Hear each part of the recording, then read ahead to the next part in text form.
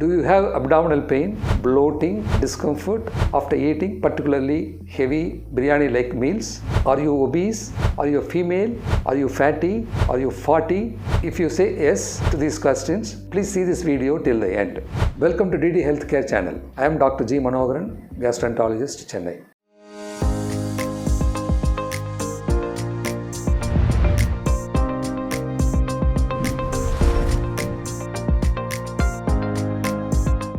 In this video, I am going to talk to you about a common problem, gallstone disease, stones in the gallbladder. What is gallbladder? Gallbladder is a small pouch under the surface of the liver which collects the bile. What is bile? Bile is a secretion coming from the liver. It has to reach the intestines to facilitate the digestion of fat content of the food. It has to combine with juices coming from the pancreas into the small intestine and then help digesting food.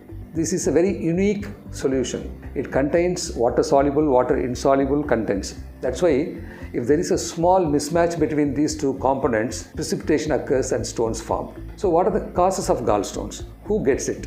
The risk factors could be genetic. It may come in the families. And most of the obese patients, obesity predisposes hypercholesterol level in the blood, thereby predisposing the stone. And then females are more common, particularly women who give rise to more children. During pregnancies, what happens is the cholesterol level goes up so that patients can develop more number of gallstones. And then when there is a dysfunction in the gallbladder per se, see, whenever the food comes from the stomach into the intestine, there is a signal that goes from the small intestine to the gallbladder. So it has to contract and empty all the contents into the small intestine. But sometimes what happens is the gallbladder is not going to empty everything. Instead of emptying all the 100 ml, it empties only 20 ml and retains the 80 ml within it. Why it happens? Because maybe some neurological or chemical signal failure. So the gallbladder precipitates the ingredients in the bile in the form of stones. And there are people who are starving for longer time because every principal meal, the gallbladder contracts 2 times and empty everything. Those who are on fasting, form of religious or to just lose weight,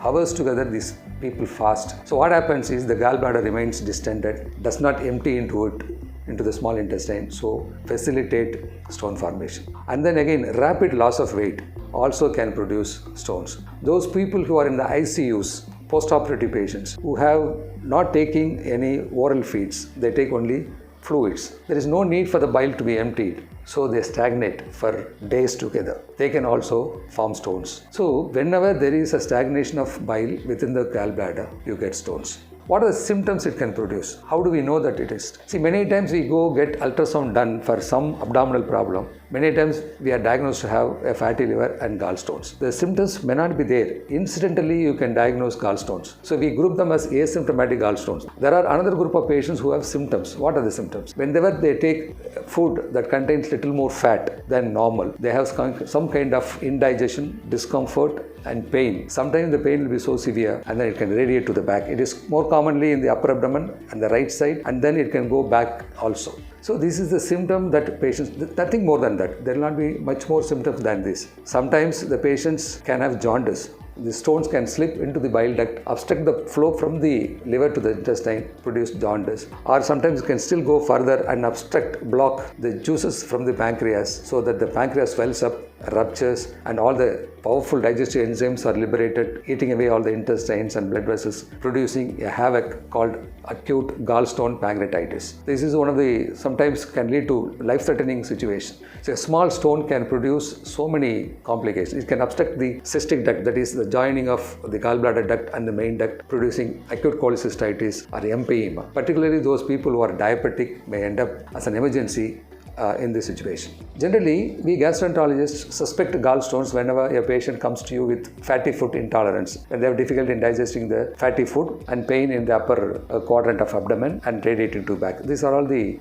common symptoms with which they come and we suspect. What happens is when a patient, as I already said, goes for some other Master Health or some other abdominal pain evaluation, they have incidental stone. Actually, the symptoms are not referable to gallstones, but still they are found to have gallstones. So there are two situations now. One is patients with symptomatic stones, and the other group of patients are having stones but no symptoms. So this is a big question. Even for both group of patients, when you offer them the treatment, which is in the form of surgery, they have a big question whether can't we dilute or can't we dissolve these stones? Do we have to really necessary to undergo surgery? It's a very difficult question to answer because they compare this with renal stones, kidney stones, because we don't remove kidney for kidney stones. We don't remove any other organ for any stones in that organ. But in gallbladder, the problem is with the gallbladder itself. So the gallbladder is not effectively functioning, emptying properly. So if you remove the stones and leave the gallbladder behind, probably you will have stones in a recurrent manner. So convincing the patient for surgery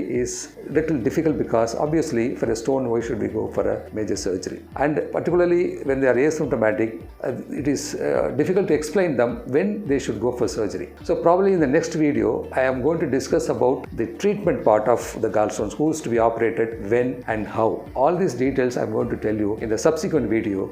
Dear viewers, if you have any doubts or any clarifications required in the content of this video, please put it in the comment box. We are going to discuss a lot of similar gastro problems in future. Stay connected with our channel. Thank you.